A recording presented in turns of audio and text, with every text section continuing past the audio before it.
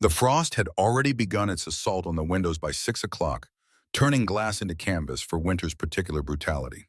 Riley Morgan stood behind the counter of North Star Diner, watching the thermometer mounted outside the kitchen window. Register negative 18 degrees, and that number carried a lie, because it did not account for wind that cut through fabric and flesh like something with teeth. The television mounted in the corner had stopped pretending this was manageable weather about an hour ago. Now the meteorologist just kept repeating the same words with increasing desperation. Catastrophic conditions. Remain indoors. Hypothermia kills in under an hour. Find shelter immediately. Riley pulled her cardigan tighter even though the diner's heating system was fighting valiantly against the cold seeping through every crack and gap in the building's 60-year-old bones. The North Star had been constructed in 1965 when Whitefish, Montana still believed in its permanence as a railroad town before the economic collapses that transformed thriving into surviving.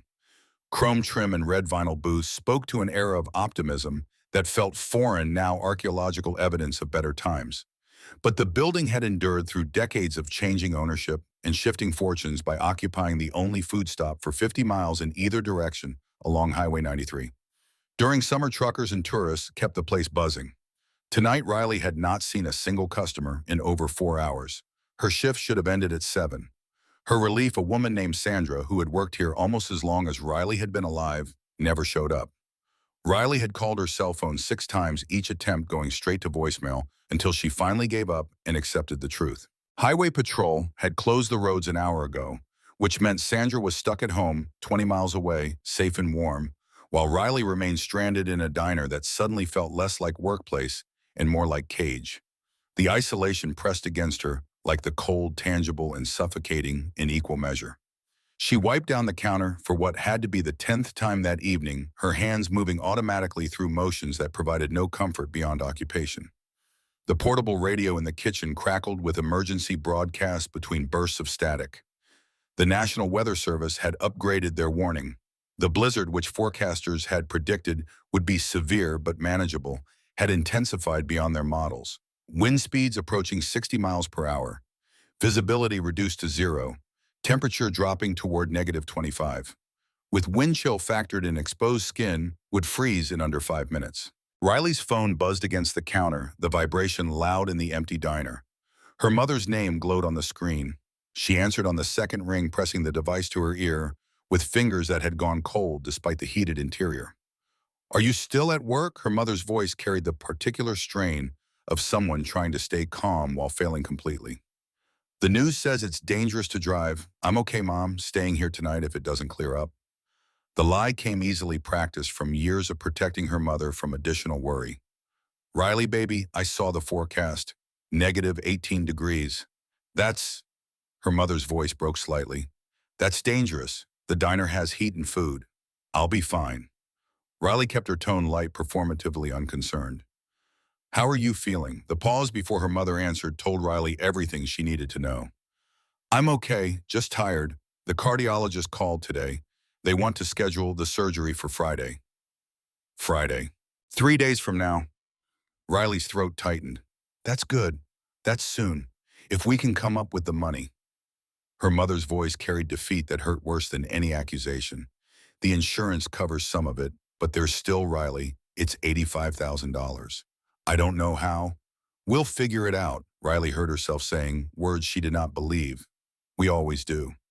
After they hung up, Riley pulled up her bank account on her phone and stared at the number displayed there. $847.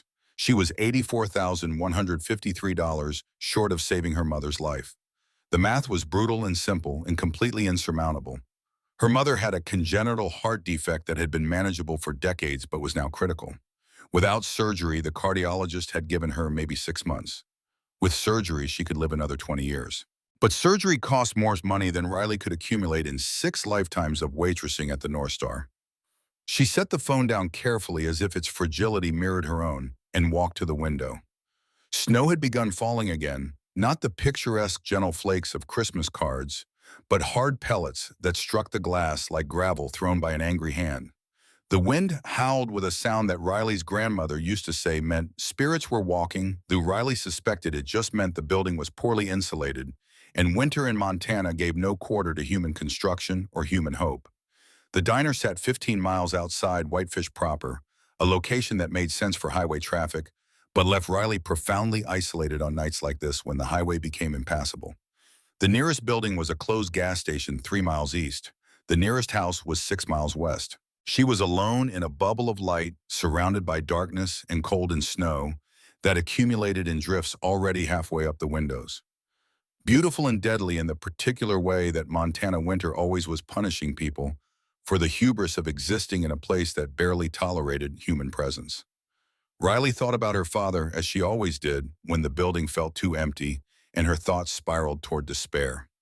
Michael Morgan had worked in this kitchen for 20 years. Head cook, the kind of man who knew every regular customer by name and preference. She had grown up spending afternoons in the corner booth doing homework, while her father's laughter echoed from behind the counter, while the smell of frying bacon and fresh coffee created an atmosphere of safety that felt permanent until it was not. He had died here 8 years ago, collapsed next to the industrial stove during an evening shift. Heart attack, the doctor said. 49 years old. Too young, too sudden, too devastating for Riley at 16 to process beyond the immediate reality of his absence. She had tried leaving after high school, had applied to colleges in Seattle and Portland, and anywhere that felt like escape from a town that held too many ghosts. But every scholarship fell through, every plan crumbled, and eventually she found herself back at the North Star because it was the only place she still felt close to him. Her mother thought she was wasting her life. Her friends, the few who remained in Whitefish, thought she was stuck. Maybe they were right, but grief had a gravity that Riley did not know how to escape, and working in her father's kitchen felt like keeping him alive through sheer force of presence. The lights flickered. Riley's breath caught her eyes jumping to the fluorescent tubes overhead. They dimmed to an orange glow that made the diner look suddenly sinister before brightening again to their normal harsh white. The heating system's fans stuttered, coughed, then resumed their steady hum. Riley released a breath she had not realized she was holding. Please don't go out. The plea felt useless but necessary. Please. She poured herself coffee, her fifth cup of the evening, and settled onto a counter stool. The television continued its loop of emergency broadcasts. The same meteorologist, looking increasingly haggard, stood in front of maps covered in purple and red warnings. This is a life-threatening situation. If you are caught outside, seek shelter immediately. Do not attempt to drive. Hypothermia can kill in under an hour in these conditions. Riley pulled out her phone and scrolled through social media with the particular masochism of someone who needed to see other people's normalcy to feel the full weight of her own isolation. Her best friend Tessa had posted a photo from her apartment in Kalispell, 30 miles north. Fireplace wine glass caption, reading "Blizzard night done right." Riley felt a spike of envy, so sharp it bordered on rage before guilt replaced it immediately. Tessa was a nurse who worked 60-hour weeks and deserved every moment of comfort she could steal. Riley's isolation was circumstantial, not cosmic punishment, even if it felt personal in the way that suffering always did. The wind slammed against the building with enough force to make the windows rattle in their frames. Something metallic screeched outside, probably a trash can or piece of signage torn loose by the storm.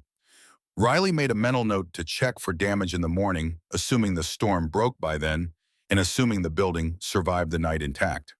The weather report suggested the worst would pass by dawn, but weather reports had been consistently wrong about this storm from the beginning. Riley thought about trying to sleep in the storage room where the previous owner had kept a cot for double shifts, but sleep felt impossible with adrenaline and anxiety singing through her nervous system. She was 24 years old, alone, in a building being battered by a storm that had killed 3 people already, according to the news, with a mother who needed surgery she could not afford, and a life that felt increasingly like a trap he had constructed through inaction and fear. The only thing that made sense was to stay alert, stay busy, stay moving until morning arrived and rescued her from this particular purgatory. She was reaching for the television remote to change channels when she heard it. A sound that cut through the wind and the rattling windows and the general chaos of the storm. Heavy, rhythmic, desperate. Someone was pounding on the door. Riley froze coffee mug halfway to her lips. Every muscle in her body suddenly rigid with a fear that had nothing to do with weather and everything to do with the fundamental vulnerability of being alone when something unknown demanded entrance. The pounding came again, louder, now more insistent, accompanied by a voice barely audible over the wind, but unmistakably human and unmistakably desperate. Please, we need help. Please. The words were muffled by glass and distance, but carried enough urgency that Riley felt her heart rate spike into something approaching panic. She set down her coffee carefully and slid off the stool, her feet carrying her toward the door, even as her brain screamed warnings about stranger danger and horror movie logic and every cautionary tale she had ever absorbed about women alone in isolated locations. Through the frost-covered windows, she could make out shapes, large shapes, more than one. At least three, maybe four, pressed against the door like supplicants at a temple seeking sanctuary. Riley moved closer, close enough to see more detail through gaps in the frost. The shapes resolved into men, large men, wearing what looked like leather jackets despite the deadly cold. And on the backs of those jackets, even partially obscured by snow and ice, she could make out patches, emblems, the particular insignia that everyone in Montana learned to recognize and fear. Death's head with wings spread, words she could not quite read but did not need to. Hell's Angels. Her blood turned to ice that had nothing to do with the temperature. The pounding intensified, accompanied now by multiple voices all blending into a chorus of desperation. Please, we can't walk anymore, freezing to death out here. Just need shelter. Please. One of the men pressed his face against the glass, and Riley could see his skin mottled red and white with cold lips that looked purple in the dim light, eyes wide with fear that was real and immediate and human.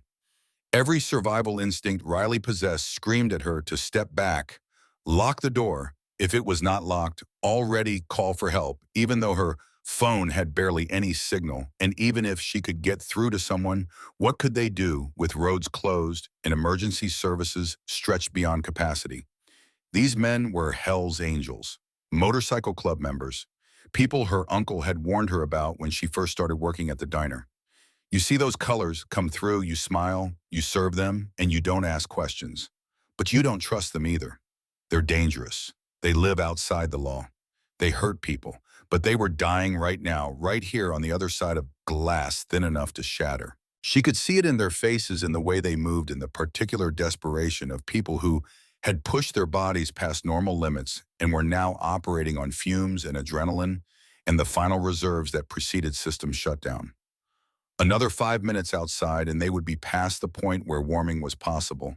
Another 10 and they would be dead. Riley's hand moved to the door handle without conscious decision, her body acting on programming deeper than fear or self-preservation.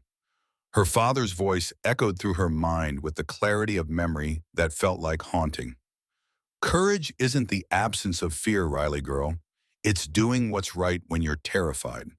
It's acting with compassion even when survival says be selfish. It's remembering that we're all human under the surface, no matter what uniforms or patches or appearances suggest otherwise. She had been 16 when he said that sitting in this same diner after a man had come in looking homeless and desperate and possibly dangerous. Her father had served him a full meal without charge and sent him away with sandwiches for the road. Riley had asked if that was safe. Her father had smiled sadly and said that safety and goodness were not always compatible, and sometimes you had to choose which mattered more. A year later, he was dead, and Riley had spent 8 years wondering if he would be proud of the woman she had become or disappointed by her fundamental cowardice in all things that mattered. The lock turned under her hand.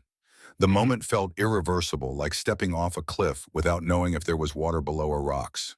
The door flew open with such force that it ripped from Riley's grip, slamming back against the wall, hard enough to crack the plaster. Wind and snow blasted into the diner, and with them came the 4 men stumbling more than walking, their movements uncoordinated and clumsy, with hypothermia's particular paralysis.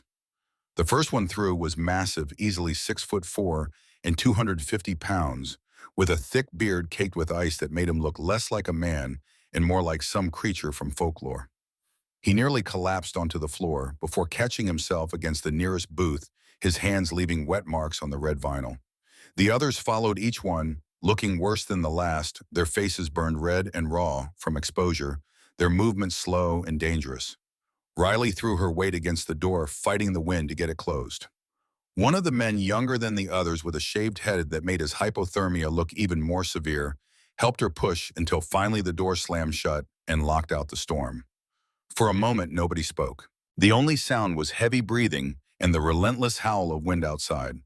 Riley stood with her back against the door, her heart hammering so hard she could feel it in her throat, staring at four Hell's Angels, who had just invaded her sanctuary and it might kill her or worse. The bearded one looked up at her with eyes that were starting to regain some focus, some clarity behind the glaze of near death. "Thank you." His voice came out rough, barely above a whisper. "Thank you. We thought we were dead." Riley heard her own voice, smaller than she wanted, stripped of the authority she tried to project. "What happened? Why are you out in this? Broke down?" The younger one with the shaved head answered through chattering teeth. "About 6 miles back. Tried to fix it, but the cold everything seized up. Tried to walk. Made it this far. Saw your lights. 6 miles in negative 18-degree weather with wind chill that would push it to negative 40 or worse." The fact that they had survived this long was remarkable. That they were conscious and able to speak was miraculous. Another hour, and they would not have been. Riley's training, absorbed from growing up in Montana, where winter killed the unprepared, with ruthless efficiency, kicked in and overrode her fear. "We need to get you warm." The words came out automatically, her body moving before her brain caught up. "Sit down, all of you. Don't move too fast. Your bodies are in shock."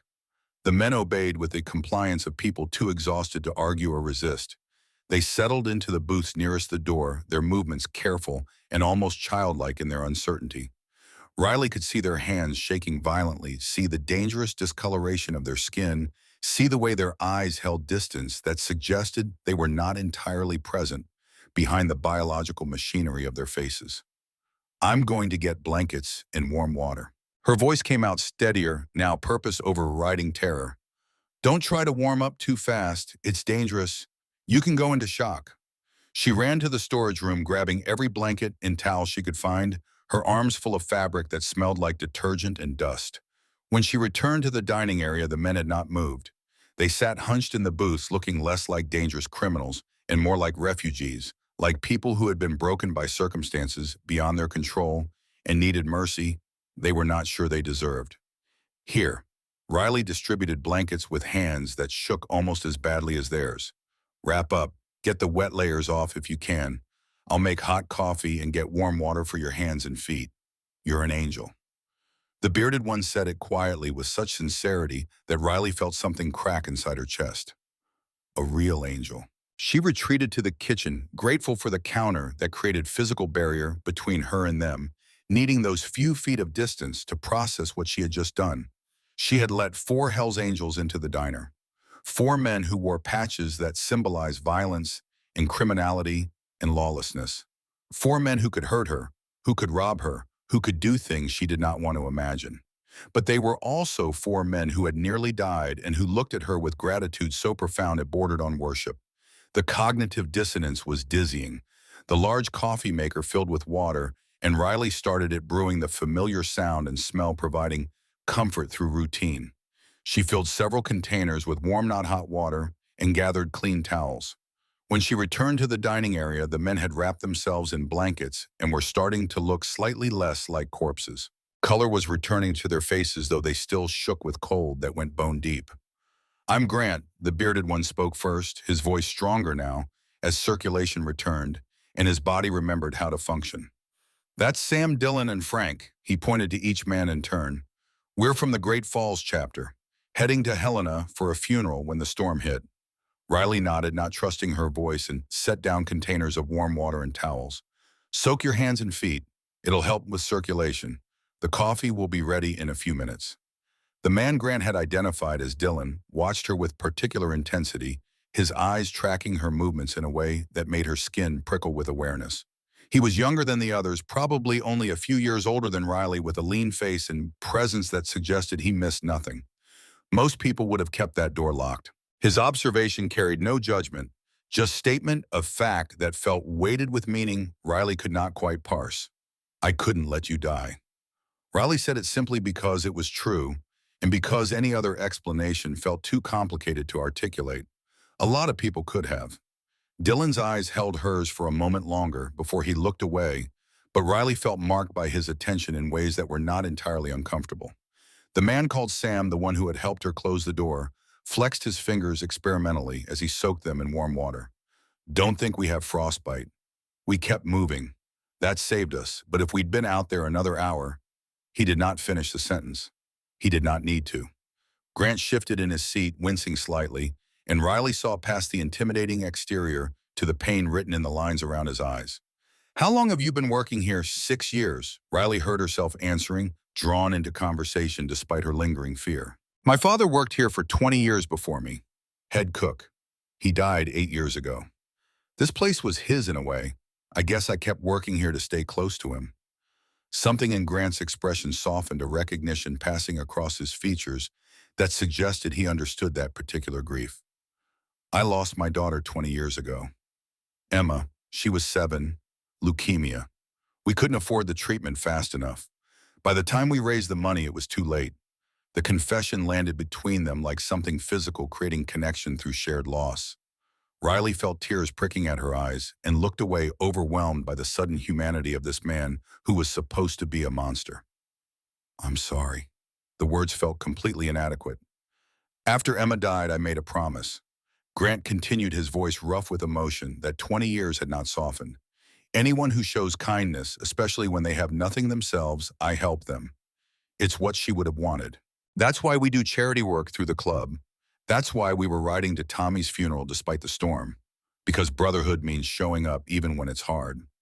Riley tried to reconcile the image of Hell's Angels as dangerous criminals with this man talking about his dead daughter and charity work and brotherhood with such obvious sincerity. The pieces did not fit into any framework she had been taught, and the dissonance made her head hurt in ways that had nothing to do with exhaustion or fear. The coffee maker beeped. Riley poured 4 large mugs and brought them out on a tray along with sugar and cream. Drink slowly. It'll help warm you from the inside. Grant took his mug with both hands, holding it like something precious, steam rising to obscure his face. You saved our lives tonight. You know that, right? His voice carried weight that made the statement feel ceremonial binding. I just opened a door. Riley heard the words come out small, diminished by the enormity of what they were trying to dismiss. In this storm, for people like us, Grant's eyes held hers, and Riley saw in them a depth of gratitude that made her throat tight. Most people would have kept it locked. Hell, most people would have been right to keep it locked. We're not exactly known for being safe. I couldn't just let you die. Riley repeated it because it remained true no matter how many times fear tried to override compassion. No, but you could have. Grant's observation was gentle but insistent. A lot of people would have convinced themselves we deserved it, that we chose to ride in winter, chose the lifestyle, chose whatever happened as consequence. People are good at justifying their fear. Dylan spoke up again, his attention still uncomfortably focused on Riley. You're scared of us right now, even though you saved us, even though we're grateful. You're scared. Riley considered lying, then decided against it. Yes, that's smart. Dylan's approval felt unexpected. Fear keeps people alive. We're strangers wearing colors that have reputation for violence. You should be scared. But here's the thing about fear. He leaned forward slightly, his intensity ratcheting up. Fear tells you when something might be dangerous, but courage is what lets you act anyway when acting is the right thing. You had both tonight. That makes you rare.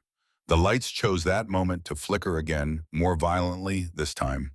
Everyone tensed, watching the fluorescent tubes dim and brighten erratically. The heating system made a concerning, grinding noise. When the power goes out, Sam asked with the practical tone of someone who had dealt with infrastructure failure before. Do you have backup? Riley shook her head. Just the stove. It runs on propane. And flashlights in the storage room. Show me where the propane controls are. Sam stood carefully, testing his balance.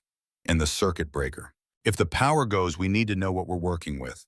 It was such a practical, protective gesture that Riley found herself leading him to the kitchen without thinking about whether she should be alone with one of them in a space away from the others. As they checked various systems, Sam moving with the confidence of someone who understood building mechanics intimately, Riley realized she had stopped being quite so afraid. These men were not going to hurt her. Somewhere in the last hour, that knowledge had settled into her bones with certainty she could not logically justify but felt completely. When they returned to the dining area, the storm had somehow gotten even louder. The wind shrieked against the building with rage that sounded almost personal. Frank, the oldest of the four with gray and red threaded through his beard, stood at the window looking out at the wall of white. Haven't seen a storm like this in years. Not since '96. We lost two brothers that winter. Got caught out in weather like this. Nobody found them until spring. The weight of that statement hung heavy in the air. Grant looked at Riley with expression that made her chest ache. You're not going to end up like them. His voice was firm, declarative, allowing no argument. You're safe here. All of you. Grant's face transformed hardness, melting into something that looked almost vulnerable. You're braver than you think. I'm terrified. Riley admitted it because pretending otherwise felt exhausting and pointless. I know. That's why you're brave. Her father's words echoed by a Hell's Angel in a snowstorm. Riley felt tears threatening and looked away before they could become obvious. They settled into new configuration as the hour approached midnight, the formality of server and customer dissolved by circumstance. Riley found herself sitting in one of the booths with Grant across from her, while the other three men claimed the adjacent booth. The candlelight, lit as precaution against the inevitable power failure, transformed the diner into something almost cozy, intimate, a bubble of warmth and light against the darkness pressing in from all sides. Can I ask you something? Dylan's voice carried across the small space. Why are you here working night shift alone in a place this isolated? Riley wrapped her hands around her coffee mug, grateful for something to hold. It's my job. That's not what I mean. Dylan's eyes held that particular intensity again. You're young. You're clearly smart. This place, it's not exactly a career. There has to be more to it. Riley felt the resistance rising, but then Grant spoke, his voice gentle. We shared our stories. Fair's fair if you want to share yours. But no pressure. We're just trying to understand the woman who saved us. Something about the way he said it without demand or expectation made Riley's defenses crumble. My father died here 8 years ago. Heart attack while he was working the evening shift. By the time the ambulance arrived, it was too late. Her throat felt tight, but she pushed through. He was only 49. Too young. Too sudden. I was 16. I'm sorry. Frank's voice carried the rasp of someone who had smoked too many cigarettes and lived too hard, but retained capacity for genuine compassion. That's a hell of a thing to survive. When I graduated high school, I didn't know what to do with myself. Riley found the words coming easier, now pulled out by their attention. College felt wrong. Leaving town felt wrong. This place, it was where I still felt close to him. So I started working here. That was 6 years ago. You're keeping his memory alive. Sam said it like observation rather than judgment. That's noble or pathetic, Riley countered, depending on who you ask. My mom thinks I'm wasting my life. My friends think I'm stuck. Are you happy? Dylan asked the question that cut to the center of everything. Riley opened her mouth to answer and realized she did not know. I don't know. Sometimes.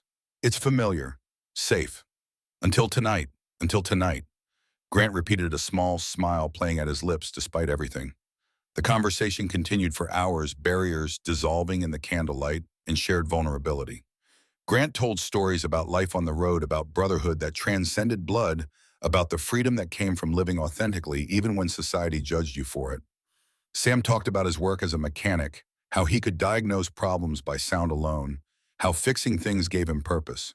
Dylan revealed he had been a teacher before joining the club, middle school English, until he realized he was living someone else's dream instead of his own. And Frank, quietest of them all, talked about his daughter, how she had been so angry when he joined the club 40 years ago, how they had not spoken for 15 years, how she had finally reached out 5 years ago after her own divorce, saying she finally understood what it meant to need to be yourself even if it cost you everything. We have dinner every Sunday now. Frank's weathered face softened in the candlelight. She brings her kids, my grandkids. They call me Papa Bear because of all the leather. Riley found herself sharing things she rarely talked about. Her fear of being stuck. Her dreams of maybe writing, of telling the stories her father had collected from travelers over 20 years. Her guilt about not being more doing, more achieving, more. Her loneliness in a town where she knew everyone, but felt known by no one. You know what I think? Dylan leaned forward, his intensity focused entirely on Riley. I think you're not stuck. I think you've been waiting for what. Riley's voice came out smaller than she intended. For a reason to believe you could do more. For proof that you're brave enough. He gestured around the diner. You got your proof tonight. The wind slammed against the building with such force that everyone jumped. A loud crack echoed from somewhere outside, something breaking under the storm's assault. Sam moved to the window, assessing. Tree branch maybe, part of the sign, nothing structural. They relaxed again, but the moment had reminded them of reality. They were still trapped, still at mercy of elements that cared nothing for human need or human plans. But Riley realized she was not afraid anymore, not of these men anyway. She was afraid of the storm, of the cold, a very real possibility that the building might not survive the wind. But the men who had stumbled through her door as frightening strangers had become something else entirely. Thank you.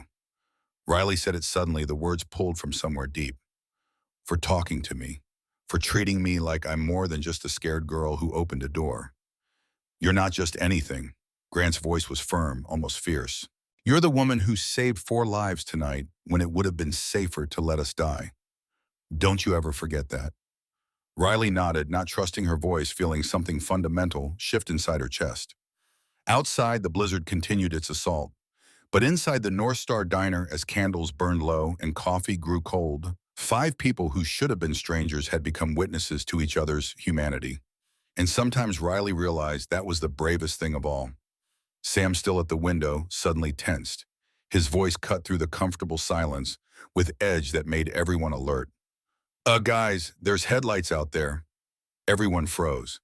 Grant's face went hard in ways that reminded Riley these men had lived violent lives.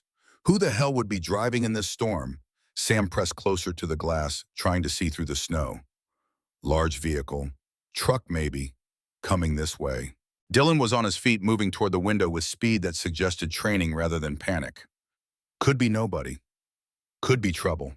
Grant stood as well, his entire demeanor transforming from grateful refugee to something dangerous and prepared.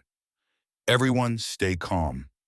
Riley's heart began hammering again, fear flooding back with force that made her dizzy. Who is it? Through the blowing snow, headlights resolved into vehicle. A large truck pulling into the parking lot, engine noise audible, even over the storm. 3 men climbed out, and even at distance, even through the weather, Riley could see patches on their vests. Different patches, different colors. Grant's face went pale, then flushed with something that looked like rage mixed with fear.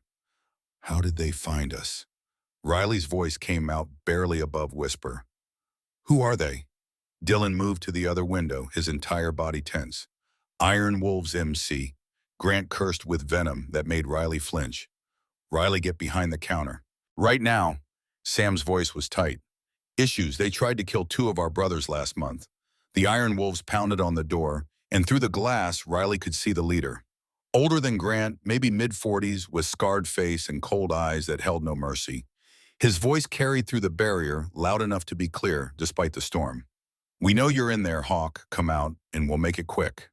Riley realized with horror that spread through her like poison that she had not just saved 4 men from freezing. She had trapped herself in the middle of a war between rival gangs, and the door she had opened in compassion had sealed her inside with violence that was about to explode. Frank moved beside her, his voice surprisingly calm. Get behind the counter. Stay down. This is about to get very bad. Dylan pulled a gun from his boot, the metal catching candlelight. How many are out there? Grant already had his own weapon drawn. 3 that I can see. Could be more in the truck. The leader's voice came again, louder, more threatening. We've got all night, Hawk, and the girl in there. She's just collateral now. Come out, or we come in. Riley's breath stopped. She was not just witness anymore. She was target. She was leverage. She was collateral damage in a conflict she did not understand and had not chosen. Grant looked at her with something like respect mixed with apology. Dylan, Sam, cover the back. Frank, you're with me, Riley. He paused, seeming to recalculate. Actually, no.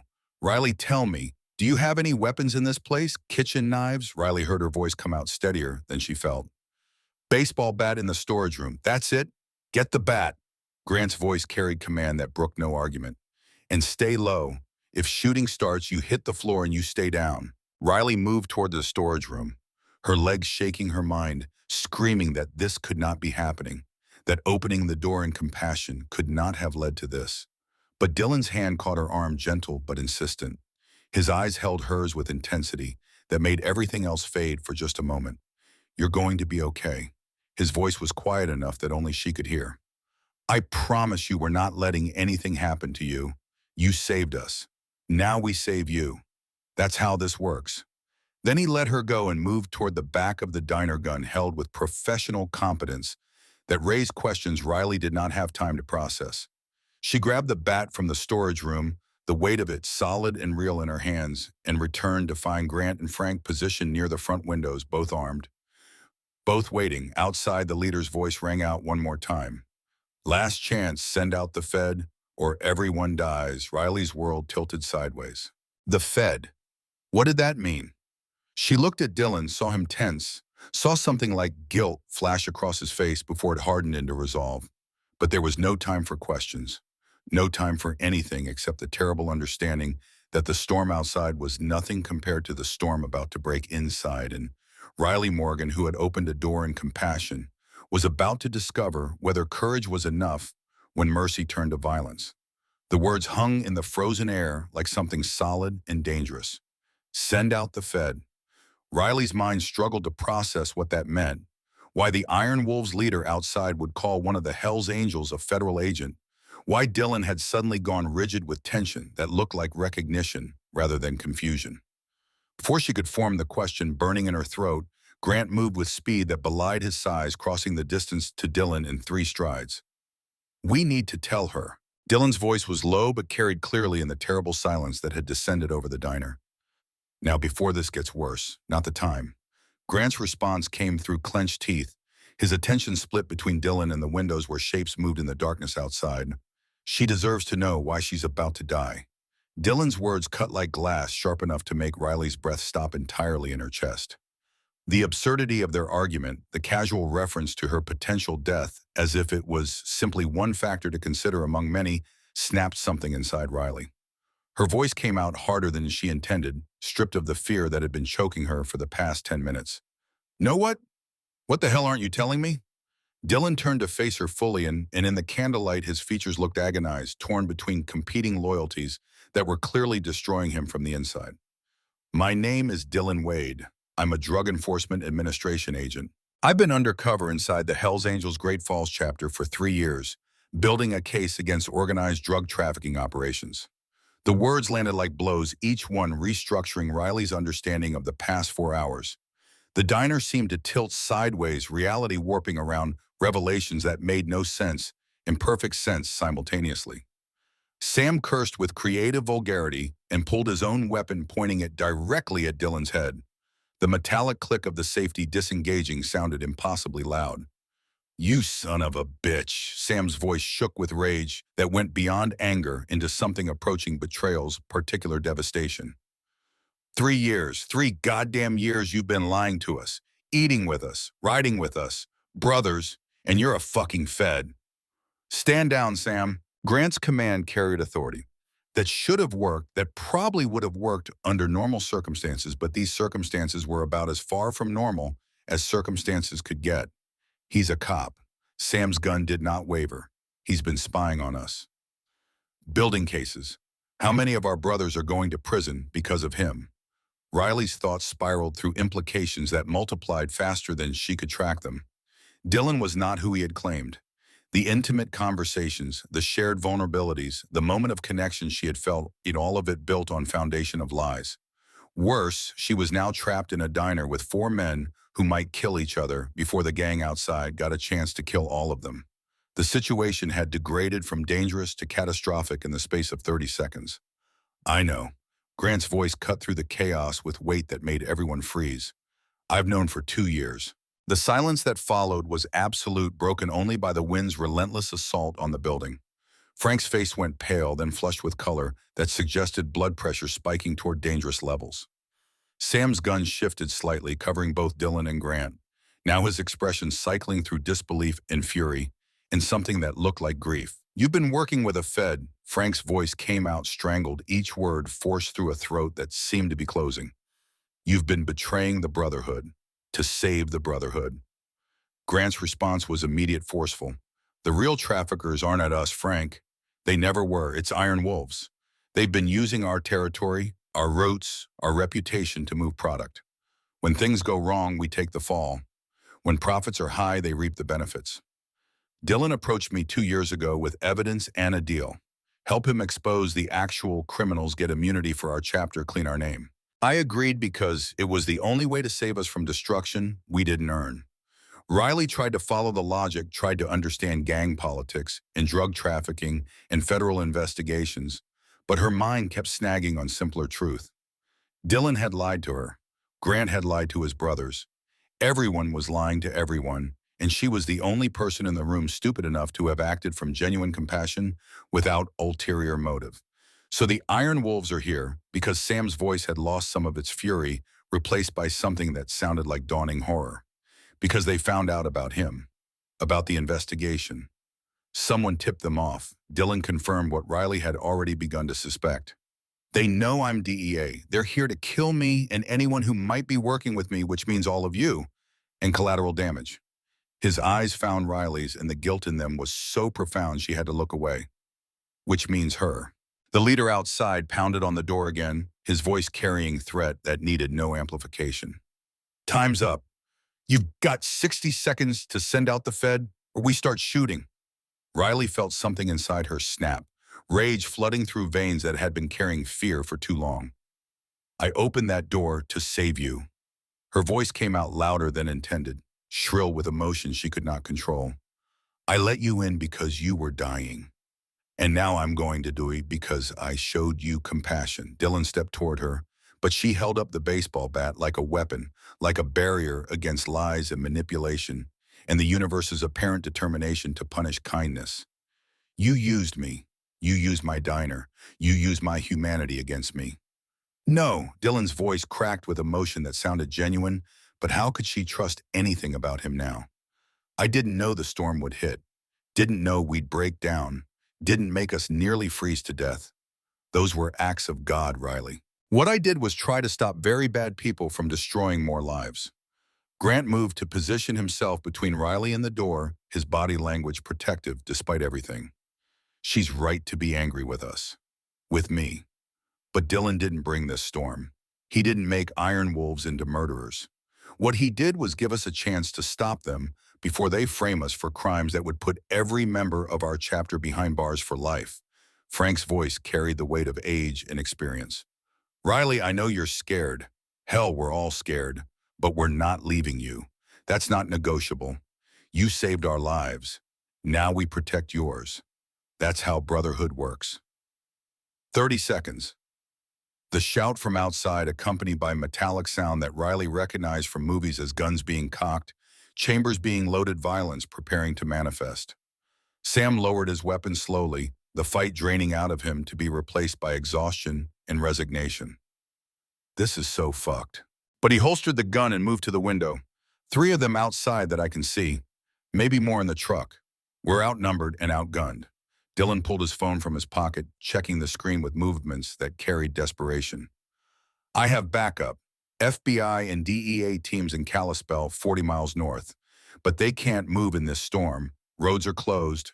Helicopters are grounded. We're on our own until weather breaks. When will that be? Riley heard herself asking practical questions because focusing on logistics was easier than processing emotional devastation. Weather Service says storm should break around dawn.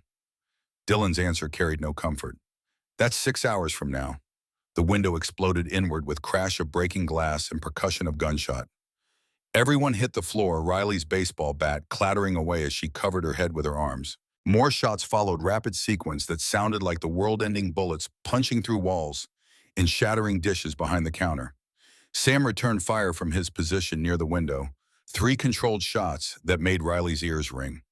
In the chaos, Dylan crawled across the floor until he reached Riley, his body covering hers in gesture that was protective and presumptuous in equal measure.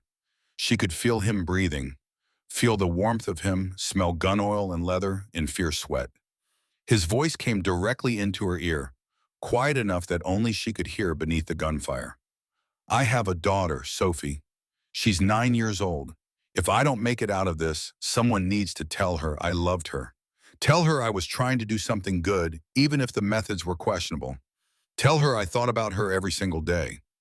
The raw humanity of the request delivered with such certainty of his own death cut through Riley's anger like nothing else could have. She turned her head slightly, their faces inches apart in the darkness beneath the booth. I'm not your messenger service. You want to tell your daughter something you survive, and tell her yourself.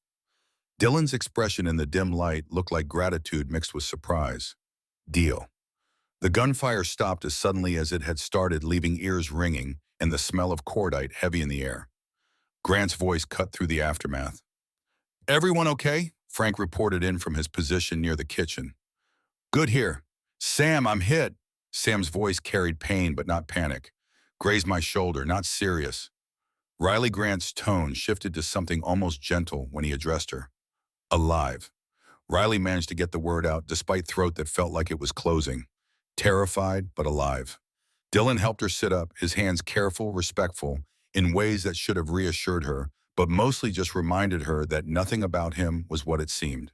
Blood darkened Sam's shirt near his left shoulder, spreading across the fabric in pattern that made Riley's stomach clench. She forced herself to her feet, forced herself to move because movement was better than paralysis. I need to look at that. Her voice came out steadier than she felt. Medical supplies are in the back. Sam waved her off. It's a graze. I've had worse. You'll get infection and then you'll be useless. Riley surprised herself with the snap in her tone. Sit down and let me clean it. While she tended to Sam's wound, cleaning it with supplies from the first aid kit she kept stocked better than regulations required, Grant and Dylan conducted quiet conference near the front. Riley could not hear everything they said, but caught fragments. Defensible position, limited ammunition, FBI rescue at dawn. The casual military efficiency of their planning was almost more unsettling than the gunfire had been. Frank positioned himself at the window watching the Iron Wolves reporting movements. They're not leaving, setting up positions around the building. This is a siege now. Riley focused on Sam's shoulder on the mechanical task of cleaning and bandaging on anything except the reality that she was trapped in her father's diner with 4 men she barely knew, while another gang tried to kill them all. Sam winced as she applied antiseptic but did not complain, his jaw clenched against pain that had to be worse than he was admitting. You're good at this, Sam's observation carried note of respect. Medical training, Montana training. Riley's response was automatic. Everyone who grows up here learns basic trauma care. Too many accidents, too much distance to hospitals. My father taught me when I was 10. Smart man. Sam's eyes found hers and Riley saw in them something approaching apology. For what it's worth, I'm sorry we brought this to your door. The door was already here. Riley heard the bitterness in her own voice. I'm the one who opened it. Movement outside drew Frank's attention. More vehicles. His voice carried tension that made everyone alert. Sheriff's cruiser. Riley felt hope surge through her chest for the first time since the siege began. The sheriff. Finally. Someone with authority. Someone who could stop this. She moved toward the door before Grant's hand caught her arm, his grip firm enough to stop her without hurting. Don't. His voice carried warning that went beyond caution into something approaching fear. Sheriff Tom Brennan is dirty. He's on Iron Wolves' payroll. He's the one who told them where to find us. Riley felt the hope drain out of her as quickly as it had arrived, leaving only exhaustion and despair in its wake. The last authority she could have trusted, the final safety net, revealed as compromised. They were completely alone, completely isolated, with no rescue coming, and enemies on all sides. Sheriff Brennan's voice carried through the broken window. Falsely jovial. Riley Morgan, it's Sheriff Brennan. Everything okay in there? Got reports of gunfire. Riley looked at Grant, question clear in her eyes. Grant shook his head fractionally. She approached the door slowly, aware of all the eyes watching her, aware that her next words would determine what happened in the coming minutes. She opened the door just wide enough for her face to be visible, keeping her body behind the frame. Sheriff, these men needed shelter from the storm. They're not threatening anyone. Those men out there, the Iron Wolves, they're the ones shooting at us. Sheriff Brennan's face shifted, warmth draining away to reveal something colder underneath. Riley, you don't understand the situation. The Hells Angels are wanted criminals. You need to come out here where you'll be safe. Riley felt anger replace fear, hot and sustaining. No, Sheriff. You don't understand. I know you're working with them. I know you're dirty. And when this storm ends, when federal agents arrive, everyone is going to know exactly what you are. She slammed the door and locked it, her hands shaking with adrenaline and fury and something approaching exhilaration. She had just declared herself, had chosen a side. had committed completely to whatever came next. Grant's expression mixed surprise and respect. That was either incredibly brave or incredibly stupid. Probably both. Riley heard herself laugh, the sound emerging harsh and slightly hysterical. But I'm done pretending authority means anything when the people with authority are just better criminals. The sheriff's facade had dropped when Riley shut the door in his face. Through the window, they could see him join the Iron Wolves, conferring with their leader in ways that confirmed everything Grant had said. The siege was official now, sanctioned by law enforcement, making their situation not just dangerous, but hopeless. 4 guns outside, 4 inside if you counted Riley's complete lack of any shooting ability. The mathematics were not favorable. Dylan pulled Grant aside, their conversation too quiet for Riley to hear, but she watched body language, saw Dylan's urgency met with Grant's resignation. Whatever plan they were forming, it was not one that inspired confidence. The hours crawled past with agonizing slowness. The storm continued its assault wind, howling like something sentient and malicious. Inside the diner, the 5 of them settled into exhausted watchfulness, taking turns monitoring the windows, while others rested in brief snatches that could not be called sleep. Riley found herself beside Dylan during one of these vigils, both of them watching the snow swirl through broken glass. I really was a teacher. Dylan's voice startled her, quiet enough not to disturb the others. Middle school English. 7 years before I joined DEA. That part wasn't a lie. What made you switch? Riley asked the question, even though she was not sure. She wanted to know more about him, was not sure that understanding would help or hurt. Student of mine got caught in gang crossfire. 13 years old, walking home from school. Wrong place, wrong time. She didn't die, but she was paralyzed from the waist down. Dylan's voice carried weight of old guilt. I visited her in the hospital, and she asked me why no one stopped the gangs. Why adults let this happen to kids? I didn't have a good answer, so I decided to become someone who could stop it. By lying to people, by infiltrating and manipulating. Riley heard the accusation in her own words, but could not soften them. By doing what was necessary. Dylan's response was not defensive, just exhausted statement of choices made and prices paid. I've lived a lie for 3 years, missed my kids' birthdays, their school plays, their lives, because I was pretending to be someone else. That's the cost. But the result is we're about to take down a trafficking network that moves millions of dollars of heroin and fentanyl through 5 states. That's worth something. Riley wanted to argue, but found she could not. The moral calculus was too complex, too weighted with variables she did not understand. Instead, she asked a different question. The others, Grant and Sam and Frank, are they really criminals? Or is that part of your cover too? They're complicated. Dylan's answer was careful, considered. They've done things I can't condone. Assaults, theft, intimidation. But they're also men who take care of their families, who have codes they live by, who are more honorable than most straight citizens I've known. Grant really did lose his daughter to leukemia. Frank really was estranged from his family for decades. Sam really is just a mechanic who found brotherhood in a place society said he shouldn't belong. They're not good or evil. They're human. Like you. Riley heard herself say it, surprised by the realization.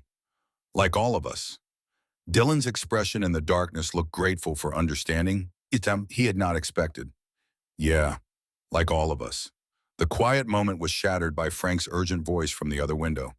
They're moving, spreading out around the building. Grant joined him, assessing the situation with tactical eye that suggested military background Riley had not known about.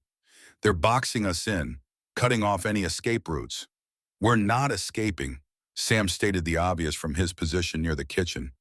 We're dug in until dawn or until someone dies. Riley felt the weight of that statement settle over them like something physical. 6 more hours until sunrise. 6 hours until the storm might break and federal agents might arrive and rescue might be possible. 6 hours felt like eternity, measured against the fear that made her heart race and her breathing shallow. She moved to the storage room without conscious decision, needing to do something, anything other than wait for violence or death. Inside, she found her father's old journal, the one he had kept during his 20 years working here. Notes about customer stories they had told, observations about human nature he had compiled like a collection of small truths. She had not looked at it in years, afraid of the pain that memories would bring. But now she opened it, seeking connection to him, needing to feel like he was present in some way. The handwriting was so familiar, it made her throat ache. An entry from 15 years ago caught her attention. Man came in today wearing motorcycle colors. Iron Wolves MC. Ordered coffee, sat for 3 hours watching the door like he was waiting for someone. Paid with $100 bill and told me to keep the change for trouble. I asked what trouble. He smiled and said trouble that hasn't happened yet. Made me uneasy in a way I can't explain. Riley felt ice spread through her chest. Iron Wolves 15 years ago. Her father had encountered them, had felt unease that proved justified because 8 years later, he would die in this building under circumstances everyone accepted as natural. Heart attack, 49 years old, tragic but not suspicious, except maybe it had been suspicious. Maybe it had been murder disguised as medical emergency. She brought the journal to Dylan, her hand shaking. He read the entry, his expression growing darker with each line. He looked up at her, and Riley saw confirmation of fears she had not fully formed until this moment. Your father, Dylan's voice carried gentleness that hurt worse than any accusation. When exactly did he die? What date? August 17th. 8 years ago. Riley heard her own voice, distant and strange, speaking facts that were transforming from biography into evidence. Heart attack. He was working the evening shift. Ambulance came, but it was too late. Dylan pulled out his phone, accessing files that apparently worked offline. He scrolled through images, photographs from surveillance that must have been part of his investigation. He stopped on one enlarged. It turned the screen to show Riley. The photo showed this diner exterior, shot date stamp, reading 8 years and 3 days before Riley's father had died. In the background, visible through the window, a man in Iron Wolves colors sat at a booth. Tommy Hayes. Dylan's identification was quiet. Hell's Angel, not Iron Wolves. He was investigating their drug routes, gathering evidence. He died 3 weeks ago. Official cause of death was heart attack. He was 53, healthy, no history of cardiac problems.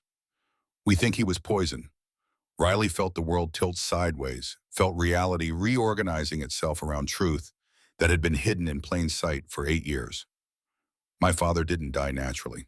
Her voice came out flat, all emotion burned away by revelation too large to process. They killed him, I think so. Dylan's confirmation was devastating in its gentleness. I can't prove it yet, but the pattern matches. Your father saw something, knew something, became a threat. So they eliminated him in a way that raised no suspicions. Rage bloomed in Riley's chest, hot and purifying, burning away fear and replacing it with something harder and more focused. They murdered him, and everyone accepted it. Doctors, police, everyone. Just another tragic death in a small town where tragedy happened and no one asked questions. Grant had approached during this exchange, his face grim. Riley, I'm sorry. We didn't know about your father. If I had made the connection, Dylan and I only started working together 2 years ago. Tommy died 3 weeks ago. That's when we began to see the pattern. How many others? Riley demanded. How many people have they killed and made it look natural? We don't know. Dylan's answer was honest and terrible. At least 5 that we can prove. Probably more. That's why this investigation matters. That's why we needed to build an airtight case. This changes everything for Riley. The diner was no longer just her workplace, her connection to her father's memory. It was a crime scene, a place where murder had occurred and gone unpunished. Her grief, which she had carried for 8 years, transformed into something else entirely. Not just loss, but injustice. Not just absence, but theft. Then we fight. Riley heard herself say it with conviction that surprised her. We survived this night. We make sure Dylan's evidence reaches the FBI. We make sure everyone responsible faces consequences. Her voice grew harder. For Tommy Hayes, for my father, for everyone they've killed. Grant studied her face for a long moment, then nodded slowly. All right, then let me tell you what that looks like. We're outnumbered, outgunned, and trapped. Our only advantage is time. If we can hold out until dawn, federal agents can evacuate us and arrest everyone involved. But 6 hours is a long time when people are trying to kill you. What do we need to do? Riley felt transformation completing itself. Grief and fear alchemizing into determination that felt clean and purposeful. Survive. Sam's answer was simple and brutal. Whatever it takes. They worked through the early morning hours, fortifying their position, using tables and equipment to create better defensive barriers, rationing the limited ammunition they possessed, taking turns sleeping in brief shifts that barely qualified as rest. Frank told stories about his grandchildren to keep morale up. Sam joked about worse situations he had survived. Grant maintained steady command presence that kept them focused and functional.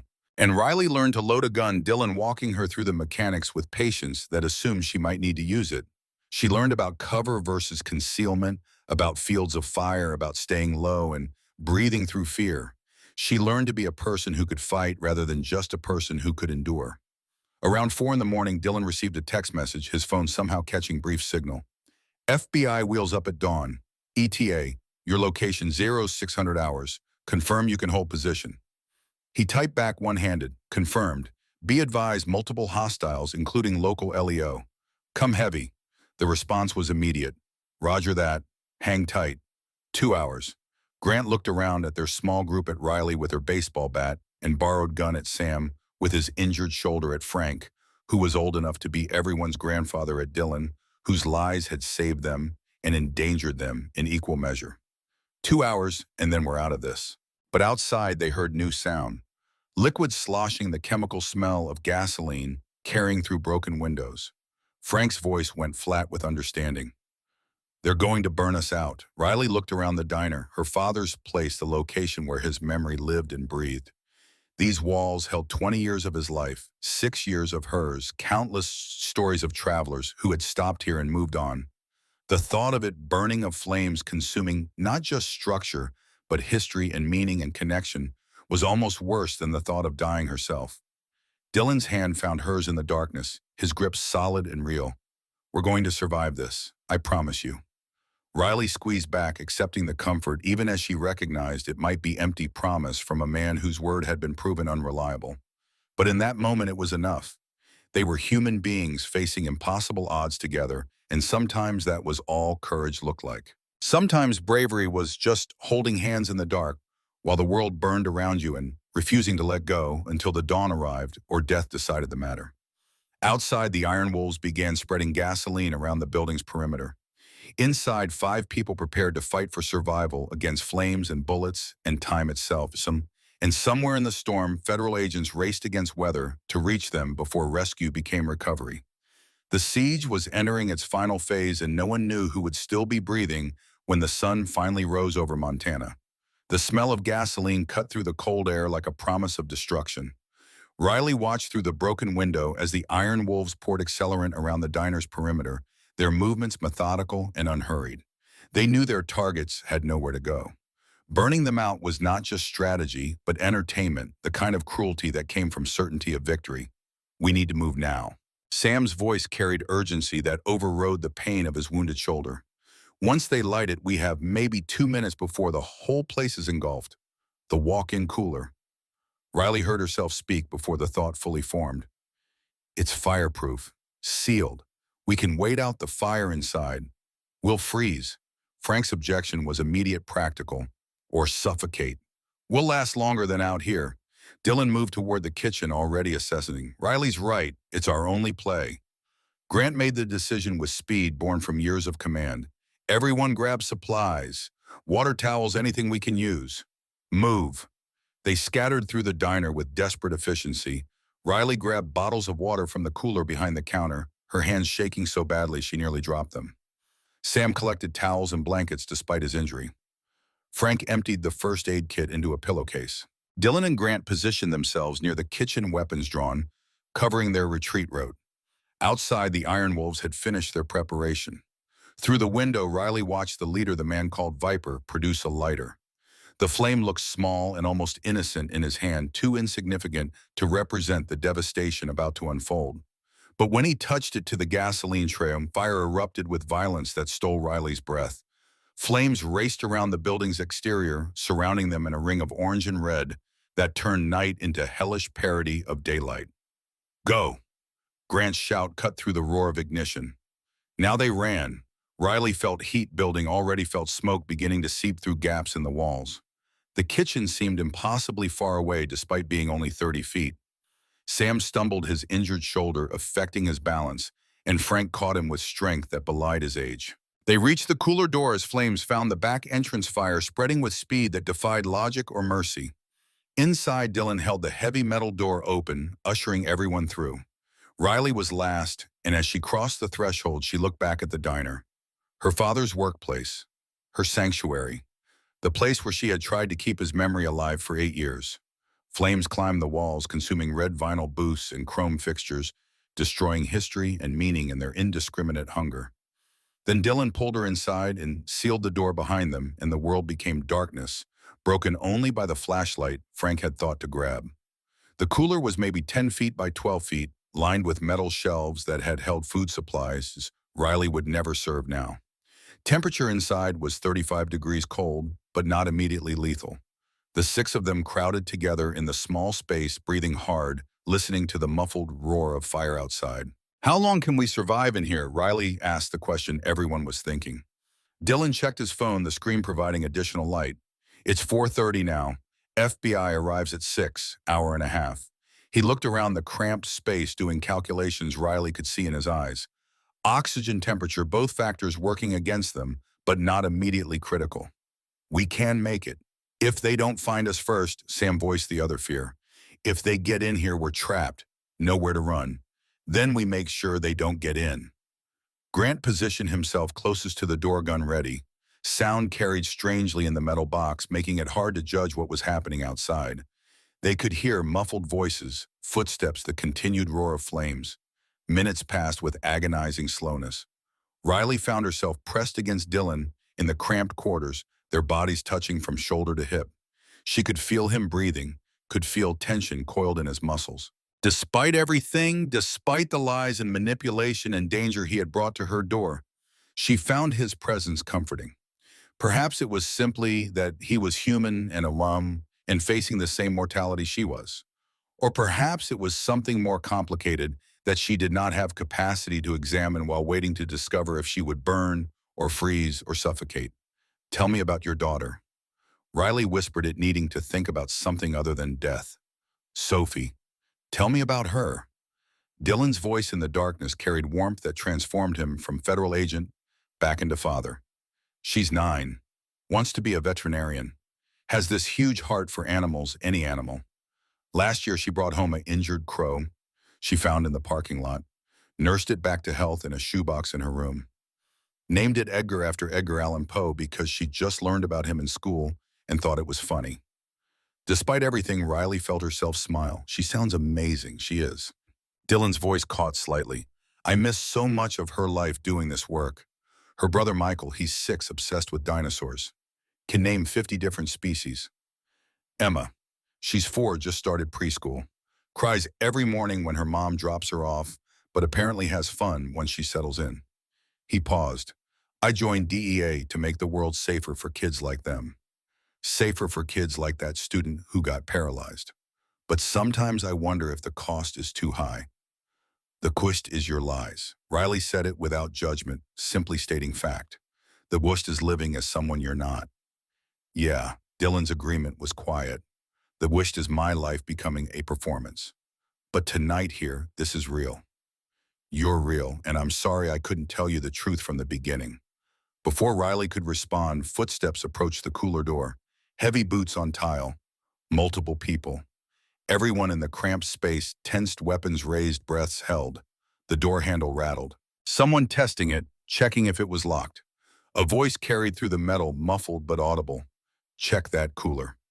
Riley's heart hammered so hard she thought it might crack her ribs. This was the moment. Discovery meant confined quarters combat, meant bullets in a metal box with nowhere to hide, meant death arriving in a space that smelled like refrigeration and fierce sweat. The door handle turned, slowly, deliberately. Riley watched it move with the surreal clarity of moments when time seemed to slow and stretch. Grant positioned himself directly in front of the door gun. Ray's face set an expression that promised violence. Sam flanked him despite his injury. Dylan shielded Riley with his body and gesture that was protective and presumptuous, but that Riley found she could not resent. The door began to open. Light from outside spilled in orange and flickering from flames. A silhouette appeared in the gap, male large wearing Iron Wolves colors. Dylan shot first. The sound in the enclosed space was deafening, a physical assault on eardrums that made Riley cry out despite herself. The Iron Wolves member fell backward, hit but not dead, his shout of pain echoing. Then chaos erupted. More figures appeared in the doorway. Grant and Sam fired controlled bursts that lit up the cramped cooler with muzzle flash. Riley pressed herself against the back wall, the baseball bat gripped in white-knuckled hands, useless against guns, but representing her only option for defense. Frank, unarmed, grabbed a metal shelf and tore it from the wall with adrenaline-fueled strength, wielding it like a shield. The Iron Wolves returned fire bullets sparking off metal walls, the sound impossibly loud and impossibly close. One round passed so near Riley's head she felt the displacement of air. Dylan pushed her down, his body covering hers, his breathing harsh and rapid. The firefight could not have lasted more than 30 seconds, but felt eternal, trapped in metal box with bullets flying and smoke from gunfire mixing with smoke from the fire outside. Then Grant charged, simply rushed through the door, gun blazing, body checking the remaining Iron Wolves member who had been providing cover fire. They went down together in the ruined kitchen, grappling hand to hand. Sam followed, providing cover fire for Grant. Frank grabbed a knife from the knife block, somehow still standing amidst the flames, and moved to help. Dylan pulled Riley to her feet. "Stay behind me. We're getting out of this." They emerged from the cooler into hell. The kitchen was engulfed, flames climbing walls and spreading across ceiling. Smoke so thick it was nearly impossible to see. Heat that felt like it would blister skin through clothing. Riley could hear fighting, could hear Grant and Sam engage with multiple opponents, could hear Frank's voice shouting warnings. Dylan moved through the smoke, with her hand gripped in his, pulling her toward what she hoped was an exit. They rounded the corner of the industrial oven and found Sheriff Brennan standing there, gun raised, face illuminated by flames that made him look demonic. End of the line fed. The sheriff's voice carried satisfaction, the pleasure of someone who had finally cornered prey that had been too clever for too long. "You and the girl, both witnesses, can't leave witnesses." Riley felt Dylan tense, felt him calculating angles and odds, and coming up short. The sheriff had them dead to rights, gun already aimed, finger on trigger. This was how it ended. Burned in her father's diner or shot by a corrupt lawman. Either way, dead because she had opened a door in compassion. But Frank appeared from the smoke like an avenging ghost, wielding his knife with the skill of someone who had fought for survival in ways that predated firearms. He struck before the sheriff could adjust his aim blade, finding the soft tissue of Brennan's gun arm. The sheriff screamed, weapon clattering to the floor. Frank did not stop moving, did not give quarter-pressing attack with brutal efficiency that spoke to violence in his past. Dylan did not waste the opening. He fired twice controlled shots that hit Sheriff Brennan in the leg and shoulder, non-lethal, but incapacitating. The corrupt lawman went down writhing in pain amidst flames that were consuming everything. "We need to get out." Dylan's shout barely carried over the roar of fire. Buildings coming down, they fought their way toward the front of the diner where Grant and Sam had managed to subdue 2 Iron Wolves members. Bodies on the floor, some moving and some not. Smoke so thick that breathing felt like drowning. The ceiling creaked ominously, structural supports failing under heat stress. "Where's Viper?" Grant's question was urgent. "The leader. Where is he?" "He ran." Sam's answer came through gritted teeth, his injured shoulder clearly causing significant pain. "When we started winning, he grabbed a vehicle and ran. Then we need to run too." Frank helped Sam move toward the front door, both men stumbling through smoke and debris. "This whole place is about to collapse." They burst through the front door into freezing air that felt like salvation after the inferno inside. Snow still fell, but wind had diminished, storm finally breaking. Dawn was approaching, sky to the east, showing first hints of gray that preceded sunrise. Riley collapsed onto snow-covered ground, gasping in air that hurt her smoke-damaged lungs, but tasted like life. Behind them, the North Star Diner groaned like a dying creature. Flames shot through windows, smoke poured from every opening. The sign that had marked the building for 60 years crashed to the ground in a shower of sparks. Riley watched her father's legacy burn, watched 8 years of her life consumed by fire that felt biblical in its totality. "I'm sorry." Dylan knelt beside her, his face streaked with soot and blood. "I'm so sorry. Not your fault." Riley surprised herself with the forgiveness. "They killed my father 8 years ago. This was just finishing what they started." The sound of helicopters cut through the morning air. Multiple aircraft coming from the north. Riley looked up to see them emerge from the breaking storm, black against gray sky. FBI helicopters, DEA helicopters, the cavalry arriving with precision timing that would have been comedic if Riley had any energy left for humor. They landed in the parking lot, rotors whipping snow into blizzard conditions. Armed agents poured out dressed in tactical gear, moving with efficiency that spoke to extensive training. Within minutes, they had secured the scene, arrested the surviving Iron Wolves members, called for medical evacuation for the wounded. A woman in FBI jacket approached their group, her face all business. Special Agent Sarah Chen, FBI. Which one of you is Agent Wade Dillon? Stood wincing from injuries Riley had not noticed in the chaos. That's me. Good work staying alive.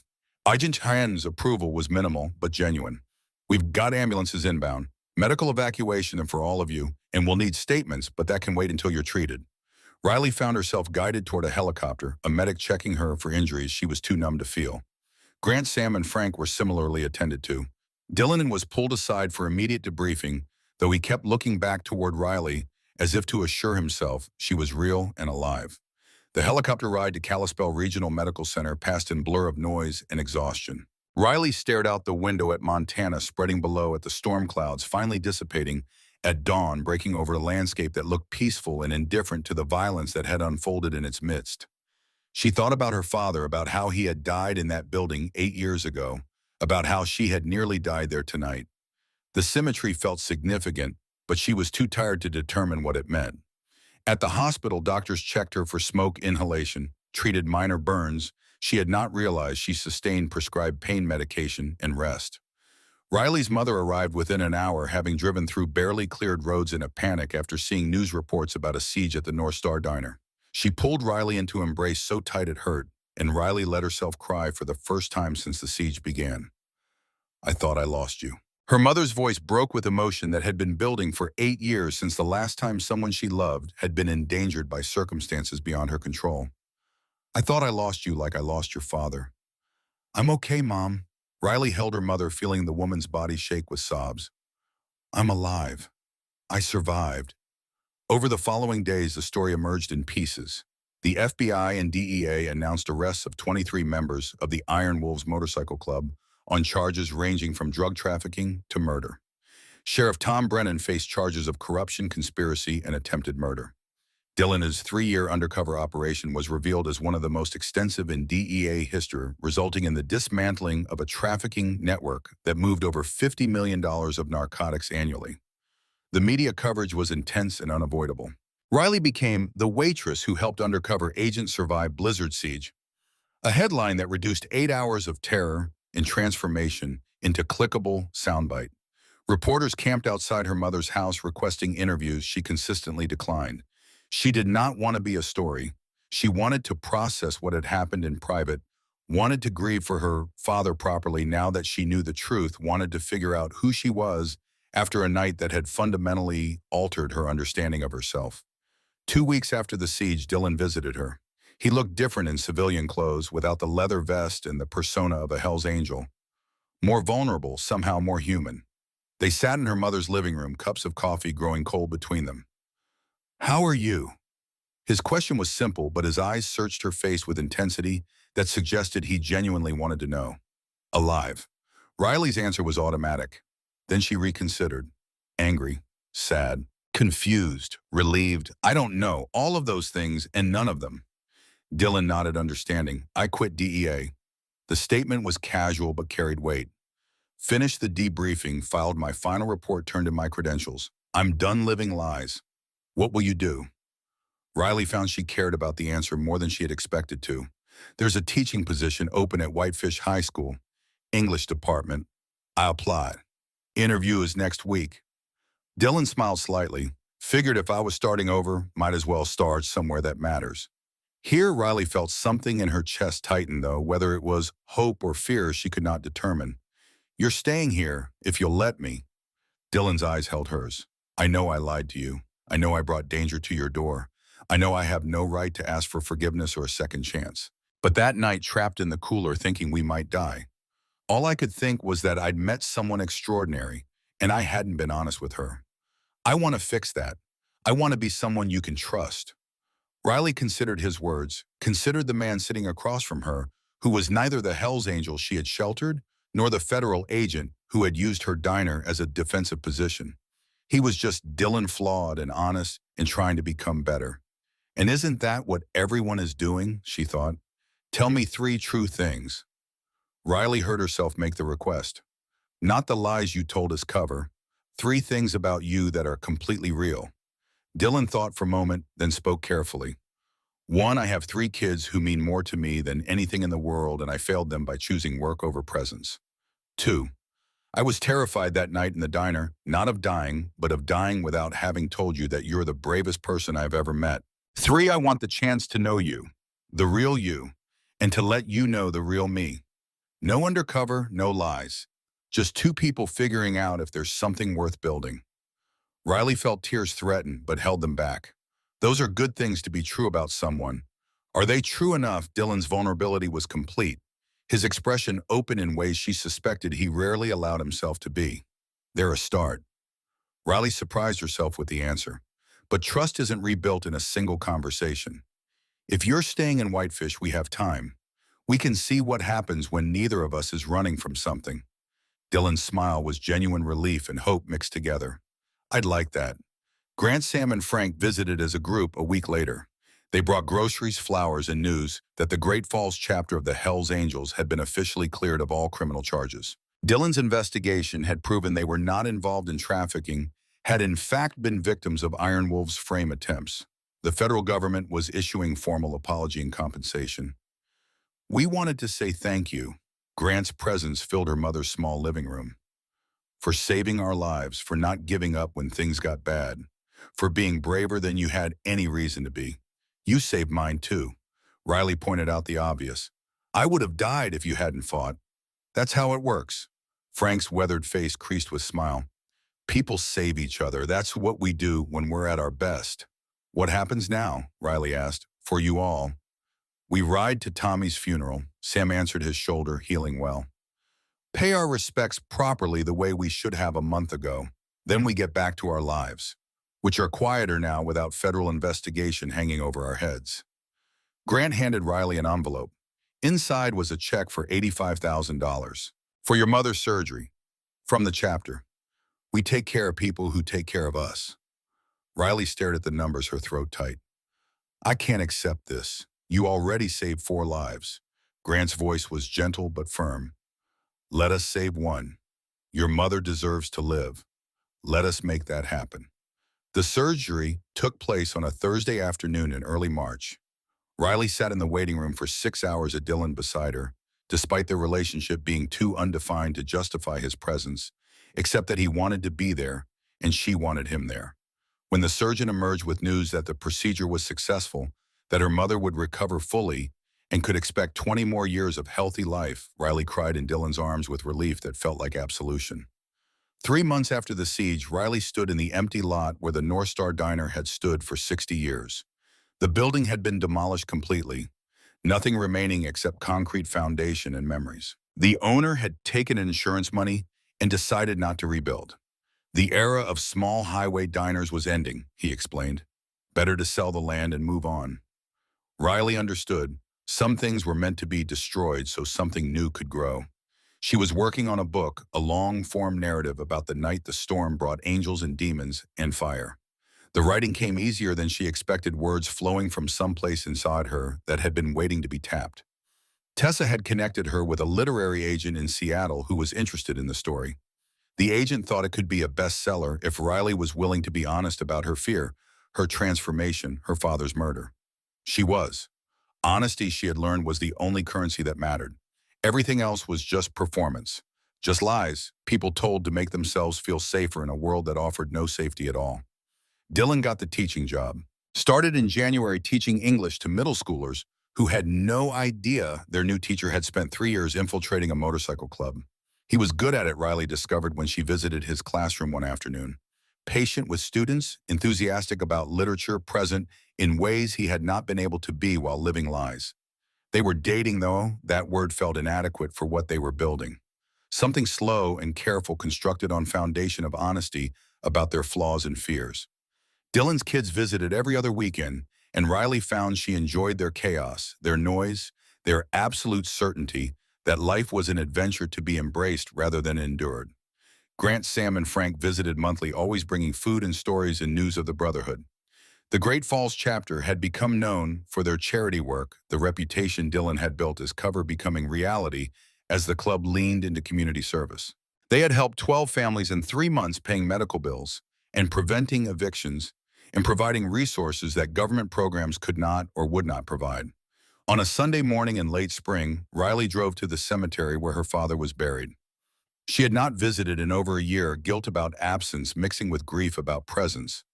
But today felt right. The grass was green, flowers, blooming, birds singing in trees that provided shade over headstones, marking lives that had ended. Michael Morgan, beloved husband and father, 19/6/2017. The inscription was simple, revealing nothing about the man he had been or the legacy he had left. Riley knelt beside the grave, one hand touching the cold granite. "I know what happened now, Dad." Her voice was quiet, meant only for the dead who could not answer but might somehow hear. "I know they killed you. I know it wasn't just bad luck or genetic predisposition. I know you died because you saw something you shouldn't have seen." She paused, gathering thoughts that had been forming for months. "And I want you to know that they're facing justice. Sheriff Brennan is going to prison. The Iron Wolves chapter is dismantled. The men who killed you will spend the rest of their lives behind bars." The wind rustled through trees, carrying scent of lilacs and fresh earth. Riley continued, needing to say things she had been holding back. "I almost died in your diner, in the place you loved. But I didn't. I survived because you taught me courage. You taught me that doing the right thing matters more than safety.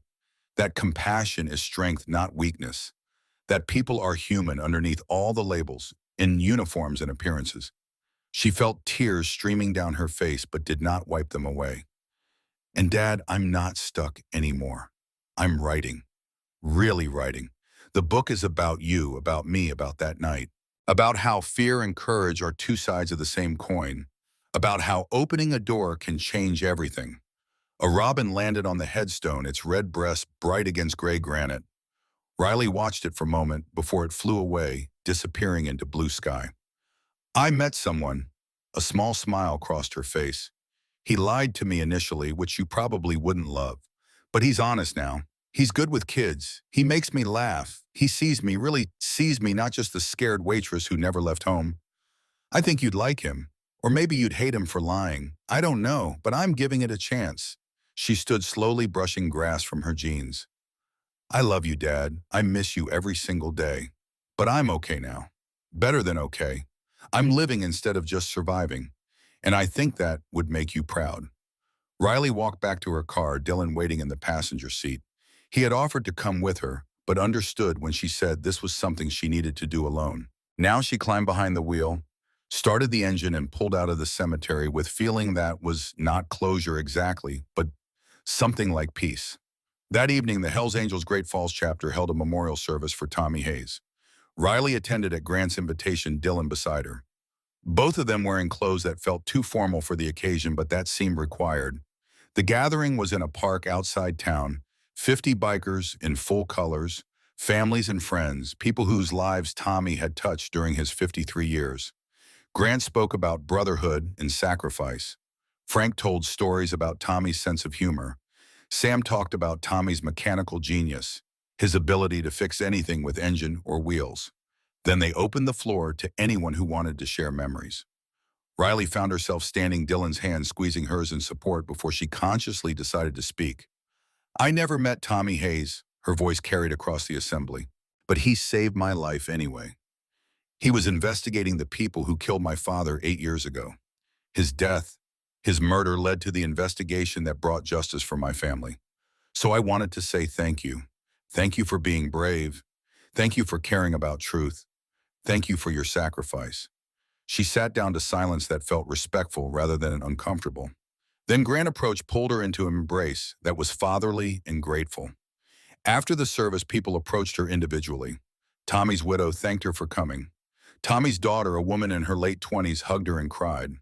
Slowly, Riley realized she was being integrated into something larger than herself. She was becoming part of a community that had started as terrifying strangers and had become something approaching family. A month later, Riley sold her book. The advance was substantial enough that she could quit her job at a different diner where she had been working part-time. The publisher wanted changes, wanted her to be more explicit about the violence and fear, but also wanted her to keep the core message intact. That courage looks like opening a door. That kindness is radical act in a world that rewards selfishness. That people are more complex than the labels applied to them. She agreed to all of it. The book would publish in a year, giving her time to work with editor and promote the story. Already there was interest from Hollywood from producers who saw a potential movie in her tale of survival and redemption. Riley found the attention overwhelming but also validating. Her story mattered. Her father's story mattered. Tommy Hayes' story mattered. On a Saturday afternoon in August, exactly 1 year after her father's death, and 3 months after the siege, Riley stood in the parking lot where the North Star Diner used to stand. The lot had been cleared, prepared for development. A gas station chain had purchased the land planning to build a modern facility that would serve travelers with more efficiency than the diner ever had. But before construction began, Riley had negotiated permission to place a memorial. It was small bronze plaque mounted on stone pedestal, but it carried weight that transcended its size. In memory of Michael Morgan, 1906-2017, cook father friend to travelers, and Tommy Hayes, 1964-2017, brother mechanic seeker of truth, both killed here by those who fear justice, both remembered by those who love courage. Courage is doing what's right when you're terrified. Below the inscription was second plaque. Riley had debated this addition, had worried it was too much, but ultimately decided the full story deserved telling. On this site, December 2017, 4 men nearly died in a blizzard.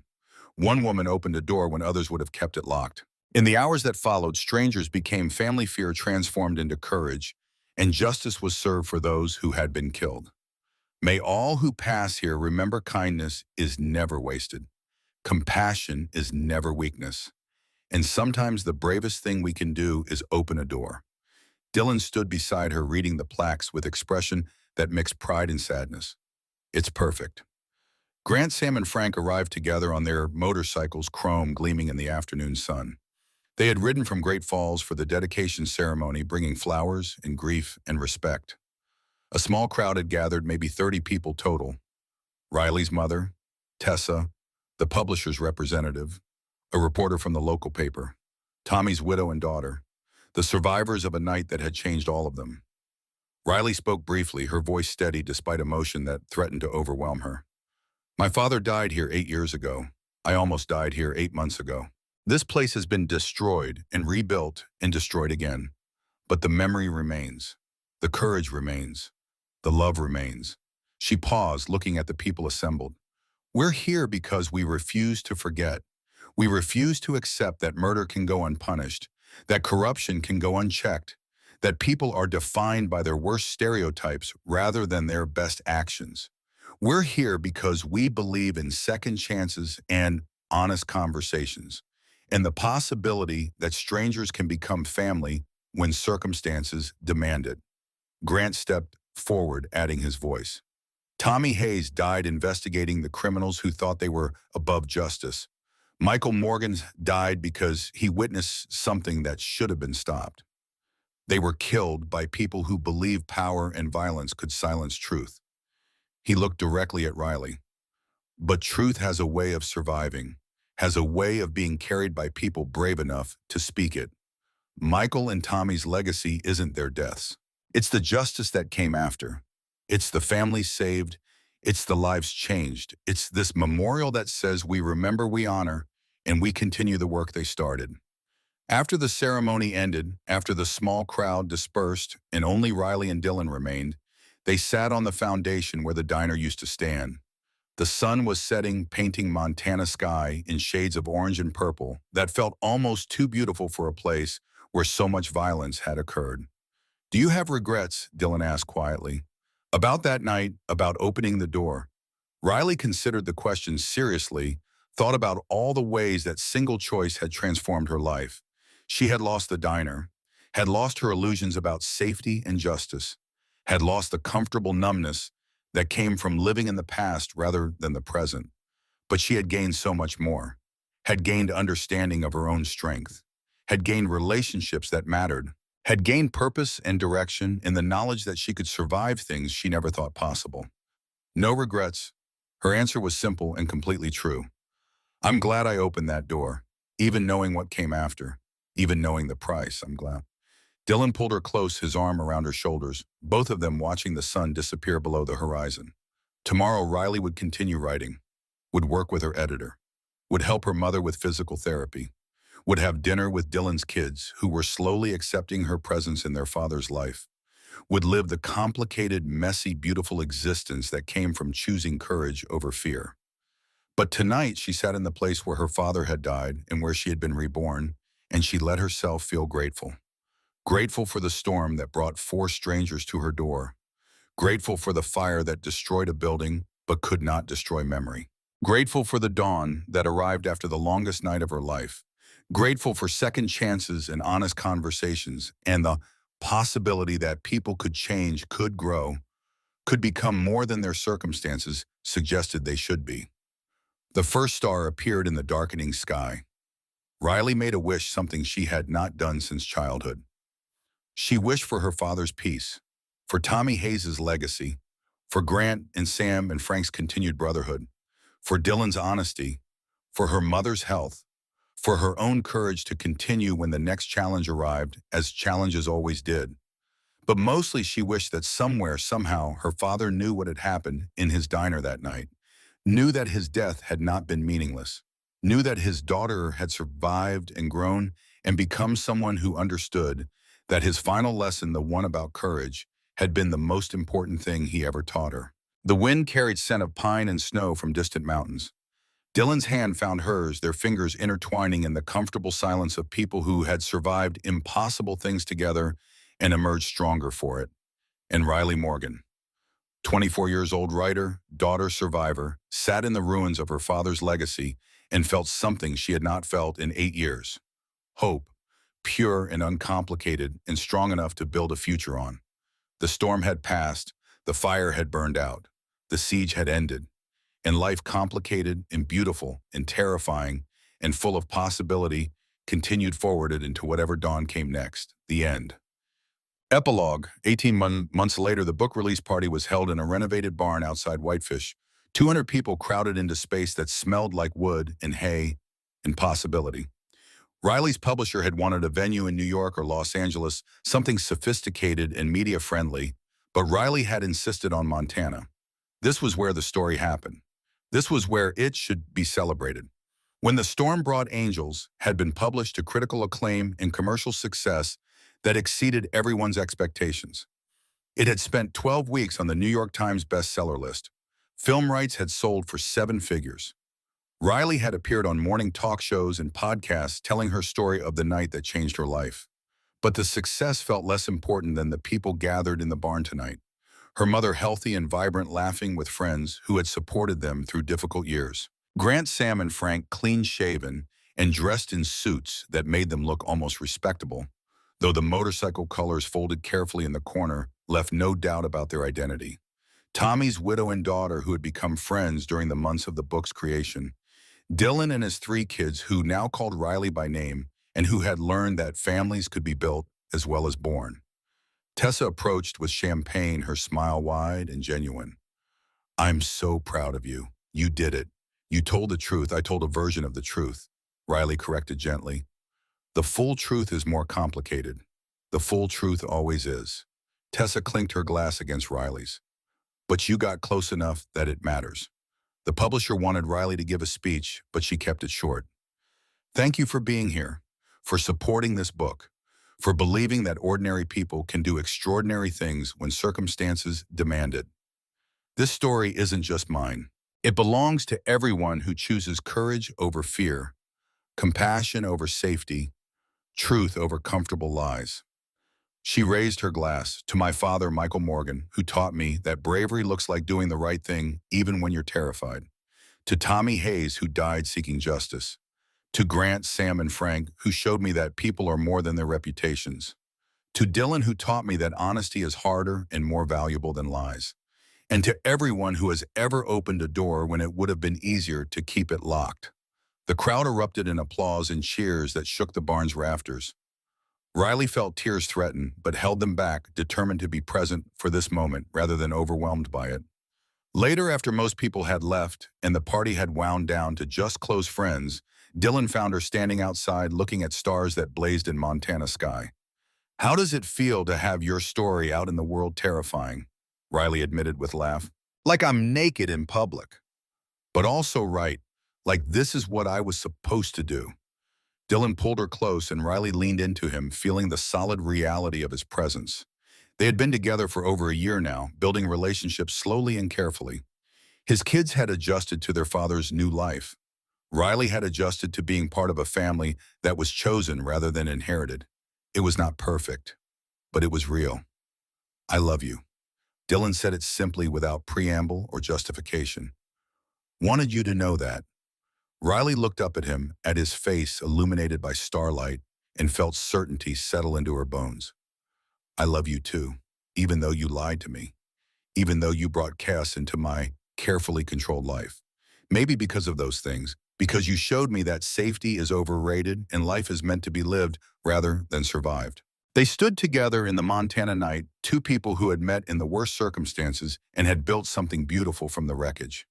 Inside the barn, laughter and music continued. Outside, the stars wheeled overhead in patterns that had guided travelers for millennia. And Riley Morgan, who had opened a door in a blizzard and changed her life forever, felt grateful for every moment that had led her here. The storm had brought angels, but it had also brought demons, fire, violence, transformation, and ultimately, salvation. And in the end, that was what life looked like. A mixture of light and darkness, fear and courage, lies and truth, all woven together into tapestry that was beautiful precisely because it was complicated. Riley had learned to stop waiting for permission to be brave, had learned that courage was not the absence of fear, but the decision to act despite it, had learned that people were more than their worst moments, that families could be chosen, that love could grow in the most unlikely places. And she had learned finally that her father's legacy was not the building where he worked, but the lesson he taught. That doing what's right matters more than doing what's safe. That compassion is strength. That opening doors, literal and metaphorical, is how the world changes one person at a time. The night was cold, but Riley felt warm, held by the man she loved, surrounded by people who had become her chosen family, living a life she had built from ashes and courage, and the refusal to accept that fear should dictate her choices. Tomorrow would bring new challenges, new stories to write, new doors to open. But tonight was about celebration, about acknowledging how far she had traveled from the terrified waitress who had stood in a freezing diner and made a choice that changed everything. Dylan kissed the top of her head. "Ready to go back inside?" "Not yet." Riley wanted to hold this moment for a little longer. "Let's stay here. Just a few more minutes." They stayed under the stars, two survivors holding each other against the Montana cold, grateful for the storm that brought them together, and for the courage that allowed them to build something lasting from circumstances that should have destroyed them. And somewhere in the night, Riley's father and Tommy Hayes looked down from whatever afterlife existed, proud of the people they had helped create through their lives and deaths, satisfied that justice had been served and that their legacy continued in the choices made by those who remembered them. The wind whispered through the trees, the stars blazed overhead, and life, complicated and beautiful and full of possibilities that could only be accessed through courage, continued forward into the infinite darkness and light.